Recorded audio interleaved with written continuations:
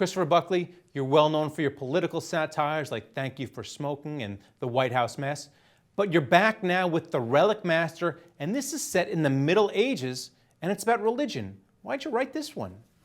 Well, I'll tell you, I have typically written political satire, but this current campaign cycle has convinced me that finally that American politics are sufficiently self-satirizing and need no help from me. So I decided to go back to a more innocent time, the Holy Roman Empire in 1517, the time of Martin Luther, and it was a kind of an accidental thing, but sometimes life is often a series of accidents, isn't it? I'll tell you how it came about. I was researching. I was writing a back page magazine piece on our current infatuation with lists, or listicles, I think they're called. You can't pick up a magazine today without 17 embarrassing celebrity moments, or 52 things you didn't know about the Kardashians, as if you really wanted to know 52 things about the Kardashians. And in the course of it, I stumbled on this sort of arresting little factoid that there was a guy in the early 1500s in Germany called Frederick of Saxony. He was the ruler of Saxon Germany. And he had a collection of holy relics, numbering 19,013 relics. And I thought, in my scholarly, intellectual way, what up with that? So I set about learning about Fredrick of Saxony, and one thing led to another. And talk about the learning process. How did you research this book?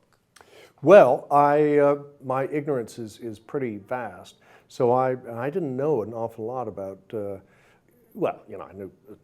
I knew who Galileo was, I knew who Machiavelli was, but I had to heavy up. So I read about maybe 24 books. It was kind of like a self-college tutorial, and it's a fascinating period. I mean, there was the world was coming out of the Middle Ages. The Renaissance was in bloom. There were some interesting people alive. There was Leonardo, Copernicus, Machiavelli.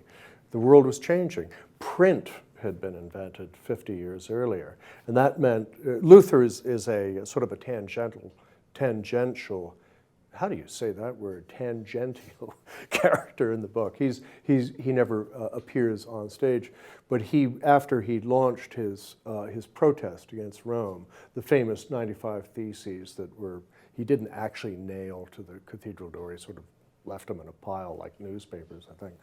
But he was able to, he wrote pamphlets and books at a ferocious rate. And he was able to do that because Gutenberg, 50 years earlier, had of course perfected the process of movable type. So it was also it was really the first. We flatter ourselves that we're in an information age explosion, and indeed we are. But this was the first information explosion age. Did you find that you were able to turn your political eye on this period and find a lot of the similarities between what's going on then and now? Well, it was a different era, but certain human themes remain constant. Corruption, ignorance. The Pope at the time was this sort of fascinating character named Leo X, and he was very different from our own Pope Francis, I hasten to add. He was a de Medici, of the famous de Medici family that ruled Florence.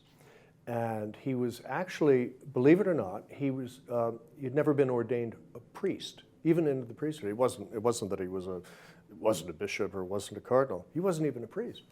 And so this was the guy who was in charge of the Catholic Church at a time when there was the up north, especially in Germany, where a lot of the action of the book takes place. They were selling indulgences, and indulgences were the fun house part of Christianity. These were get out of purgatory passes. So you could buy, if you'd done something naughty, you could put a coin in the coffer and reduce your sentence in purgatory. And finally, there was this was seen for what it was, corruption. And Martin Luther, it was that prompted him to his great protest. Would you consider this a religion send-up at all? Well, it's not an anti-religious book, but neither does it flinch from portraying the church as it was, which was not particularly admirable. I mean, if the church today did what it was doing then, it would be leading the news. It is the church, like many other institutions, has always been sort of a work in progress, you might say. All right, and then finally, I know you said you're trying to get away from the current presidential race, but if you were to approach it, how would you do it? In reverse. It's very, I used to write speeches for George Herbert Walker Bush, who is as decent a guy as I've ever known. He was became like a second father to me. Here's a war hero, a father, head of the CIA, congressman, you name it, vice president. And as poor Jeb Bush, I want to say, has told us recently, his father sits in one of the most decent men we've ever had in government, now 90 years old, sits in front of his TV these days, unable to believe what's going on. We are in uncharted territory, and I hope we somehow come through okay. But I would say we'll just have to see. Christopher Buckley, thanks for coming on. Good to be with you. And thank you for watching The Street.